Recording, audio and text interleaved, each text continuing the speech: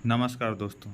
आज के वीडियो में हमारे यहाँ जो G20 हो रहा उस पर बुरी तरह देखकर घबरा गया है पाकिस्तानी मीडिया और वहाँ के लोग। आइए देखते हैं और उसका मज़ा लेते हैं वो किस तरह हमारे यहाँ G20 पर कैसे कैसे बात कर रहे हैं। पूरा वीडियो देखें और स्किप ना करें क्योंकि मज़े का सीन बीच में है।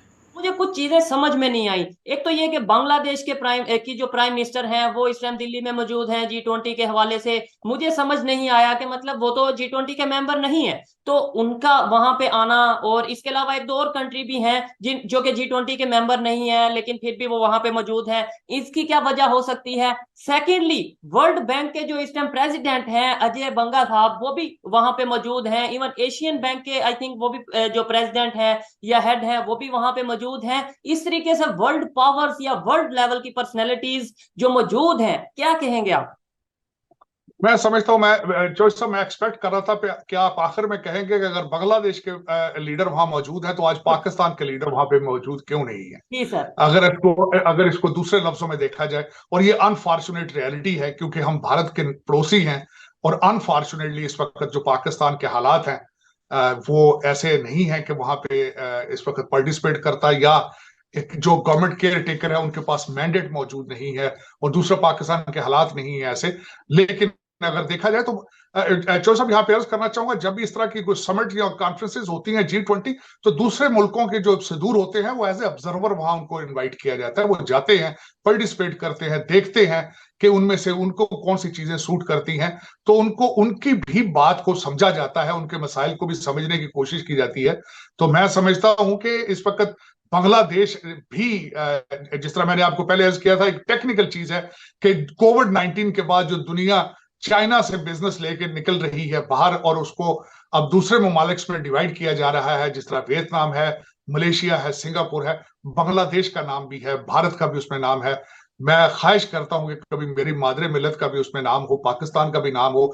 लोग जो चाइना से बिजनेस इस वक्त निकल रहा है वो पाकिस्तान में भी जाए, हम भी खुशहाली देखें, हमारे भी वहां पे हालात अच्छे हों, लॉ एंड ऑर्डर ठीक हो, अदालतें इंसाफ कर रही हों।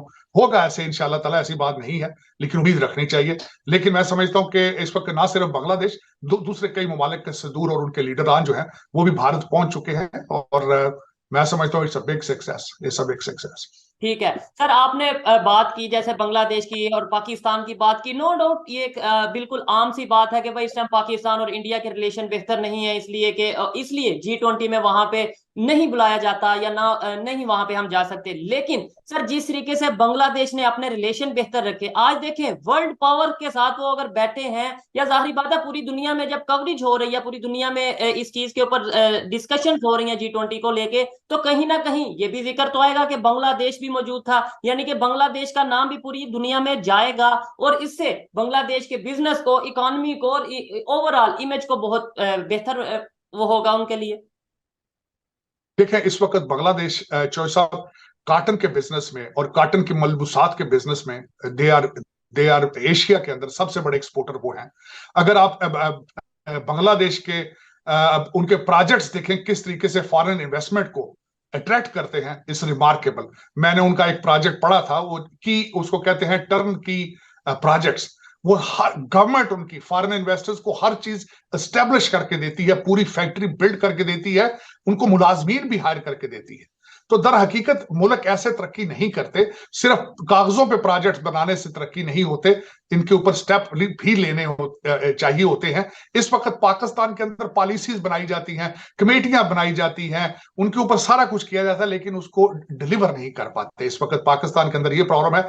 लेकिन यहाँ पे हमारे आर्मी चीफ साहब इस वक्त एग्रीकल्चर पे और माइनिंग पे और दूसरी कई चीजों के ऊपर खुद इंटरेस्ट ले रहे हैं।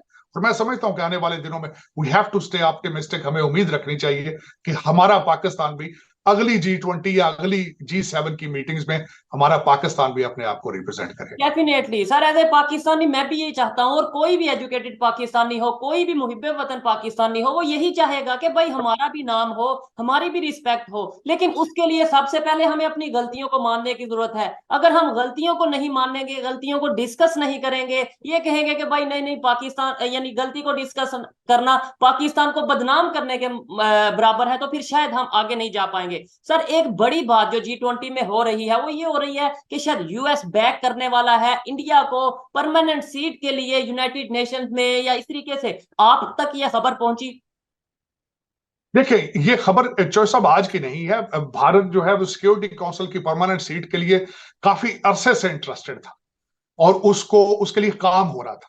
देखिए जो सब आज जब भारत पहुंचा है, अगर आज सलामती काउंसिल में परमानेंट सीट के लिए भारत इंटरेस्टेड है या लेने की सलाहियत रखता है, तो उसके पीछे उनका उनका एक पूरा एक कैंपेन देखी जाए अगर, तो मैं इसमें गलत नहीं होगा कि ये आज से नहीं, काफी सालों से ये कैंपेन चलाई जा रही है।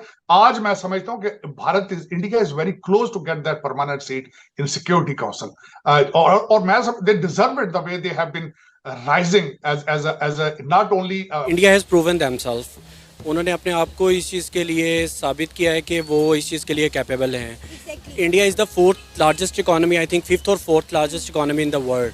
तो जब वो इतनी बड़ी इकोनॉमी है और वो अब अपना फ्यूचर जो है वो उसको स्टैब्लिश करने जा रहे हैं और वो वर्ल्ड बेस्ट इकोनॉमीज़ के साथ बैठ रहे हैं और अपना फ्यूचर डिसाइड भी कर रहे हैं, और इसके लिए हमें जो मेरा ख्याल है अभी शायद इस चीज़ के ऊपर वर्कआउट करने की ज़रूरत है कि हमें अपने फॉरेन अफेयर्स को बेहतर करने से पहले आई थिंक अपने इंटरनल अफेयर्स को सॉर्ट आउट कर लेना चाहिए। अल्हम्दुलिल्लाह हम दिफाई तौर पे इंडिया से बहुत आगे हैं और एक दिन होगा कि इंडिया पाकिस्तान का हिस्सा होगा। सीधी सी बात है, हमने तो अभी बहुत लंबी तैयारियां की हुई हैं। इंडिया पाकिस्तान का हिस्सा होगा, अल्हम्दुलिल्लाह होगा। वो नहीं, वो कब और कैसे होगा? हमने गज़वा हिंद भी लड़नी है। अच्छा। ये हमारे बड़ों ने भी बताया हमें, और एक दिन होगा और इंडिया पाकिस्तान का हिस्सा होगा, ये आपको कंफर्म बता रहा हूँ, और इंशाल्लाह होगा। ये तरक्की वाला काम तो बाद में ना, हम तो इंडिया का हिस्सा बनना जा रहे हैं। चंद्रयान ले चांद पे ले गए, बिल्कुल।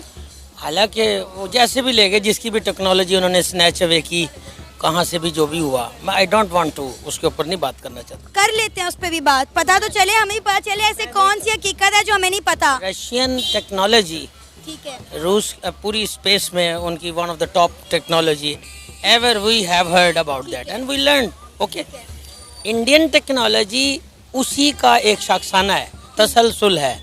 ये रूसी टेक्नोलॉजी है जो उनको सिखाई गई है। सर वो मिलकर काम करते हैं, वो हर मजाइल भी मिलके बनाते हैं। मिल के नहीं कर रहे, ये फॉर योर काइंड इन्फॉर्मेशन आप थोड़ी सी गलत बात कर रहे हैं। हम लोग तो आइसोलेट होके रह गए हैं, ठीक है ना। जिस तरह से पूरी दुनिया की ऑब्वियसली जो वर्ल्ड इकोनॉमिक पावर्स हैं उनका कोलैबोरेशन या माइंडसेट वहाँ पे बैठेगा, तो वो फ्यूचर फॉरकास्टिंग के लिए कुछ ना कुछ तो अपना रोड मैप क्रिएट करेगा। तो हम लोग की भी ये विश है, बल्कि विश नहीं है, we have to make it done in a future कि इस तरह के इवेंट्स जो है वो पाकिस्तान में भी हों। ब्रह्मोस मिसाइल का पता होगा आपको? जी पता है, वो इंडिया और रशिया ने मिलके बनाया। टेक्नोलॉजी उन्होंने स्नेच की है और टेक्नोलॉजी उन्होंने चुराई है। ये वही है जैसे एक बच्चा होता है ना, इडियट बच्चा जो क्लास में एट द लास्ट बेंच पे बैठता है। अच्छा। और वो सारा दिन कुछ नहीं करता, बट वो ड्राइंग चोरी करता है और ड्राइंग बनाता है। चलिए सर, चोरी किया, काम की चीज तो चोरी की ना, हम तो पैसा चोरी करते नहीं थकते। रामूस अपने आप चल गया, वो तो उन्हें पता ही नहीं कैसे उसको how to keep the weapons and how to keep there. अगर उन्होंने रशिया से टेक्नोलॉजी चोरी भी की है तो काम की चीज चोरी की है ना, हम तो पैसे चोरी करने में मशहूर हैं। आ गई ना, ये भी आप गलत कह रहे हैं। अपने मुल्क को अंडर एस्टिमेट मत करें। सर जो सच है, देखें, अगर आप रशिया और इंडिया के बारे में सच बात कर रहे हैं तो पाकिस्तान के बारे में भी सच बात करें ना। You have a solution, you should have to criticize. अस्सलाम वालेकुम, नमस्ते, सत श्री अकाल, मैं हूं सना अमजद। नाज़रीन, G20 समिट के लिए दुनिया के बड़े बड़े लीडर्स, 20 बड़ी इकोनॉमी भारत पहुंच चुकी हैं और भारत ने G20 के मेंबर्स 1971 में निकला बांग्लादेश, आज G20 ग्रुप 20 के मेंबरशिप में है, और ये पाकिस्तान गधेड़ों की फौज हाथ जोड़ करके नमस्कार कर रहे हैं। अस्सलाम वालेकुम तो नहीं कर रहे हैं। अस्सलामु अलैकुम रहमतुल्लाह अलैहि व बरकातहू कि हम अल्लाह से दुआ करेंगे। आपने ये क्यों नहीं बोला? ऐसा है कि कुरान कहता है कि जो औरत परफ्यूम लगा ले उसको जन्नत में जगह नहीं मिलती है। और उसे कहती हूँ कि मैं जिन्ना के शरिया जो छोकरीबाजी करता था, सुअर खाता था, शराब पीता था, वैसे जिन्ना की के शरिया लॉ को मैं मानने वाली नहीं हूँ, मैं कुरान की मानने वाली हूँ। तो मुझे, मैं इस्लाम के खिलाफ क्यों बोलूंगी? इस्लाम खुद अपने खिलाफ खड़ा हो चुका है। और अगर किसी को यकीन नहीं है तो पाकिस्तान की तरफ नजरें उठाकर देखें कि हमारे पड़ोसी मुल्क पाकिस्तान भी आंखें पथराए इस तरह से देख रहे हैं मानो जैसे कि मतलब कि काश ऐसा हमारे साथ होता।